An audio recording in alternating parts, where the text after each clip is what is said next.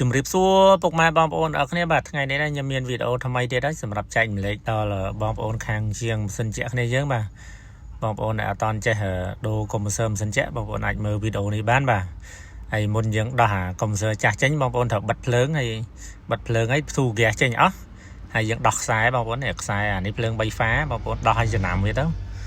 ពេលដែលយើងដាក់ចូលវិញទៅយើងដាក់តាមកន្លែងហ្នឹងកុំឲ្យវាខុសអានេះបន្ទាប់ពីយើងផ្ទុះហ្គាសចេញអស់ហើយយើងត្រូវផ្លុំអាកុំព្យូទ័រចាស់ចេញណាព្រោះអាហ្នឹង A32 បងប្អូនត្រូវប្រកាសថាវាឡាយមានហ្គាសហើយយើងបធូរវាចោលលុយអស់ហើយចាំយើងផ្លុំ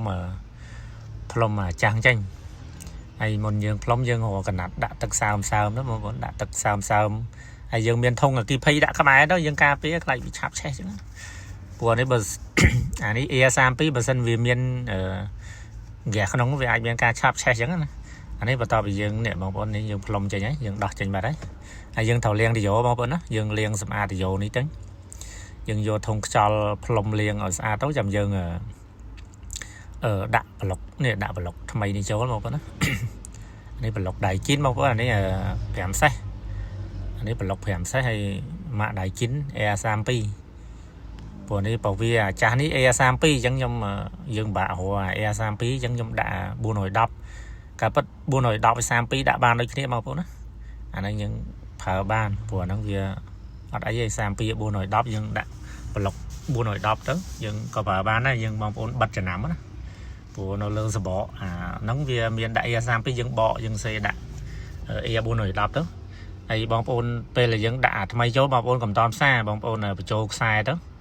ចូលខ្សែហើយយើងតេស្តមើលសិនយើងតេស្តមើលថាប្លុកហ្នឹងវាអូខេហើយចាំយើងផ្សារចូលព្រោះបើសិនយើងផ្សារហើយបើសិនទីហោវាប្លុកមានបញ្ហាយើងបាក់ផ្លុំចេញអញ្ចឹងណាយើងដាក់តាមពណ៌ដែលយើងដោះចេញនេះបន្ទាប់ពីយើងបញ្ចូលហើយយើងតេស្តមកខ្ញុំឃើញថាប្លុកហ្នឹងវាអូខេហើយអញ្ចឹងខ្ញុំក៏ផ្សារចូលទៅព្រោះអានេះយើងតេស្តហើយណាបងប្អូនតេស្តថាបន្ទាប់ពីយើងតេស្តហើយថាវាអូខេយើងផ្សារចូល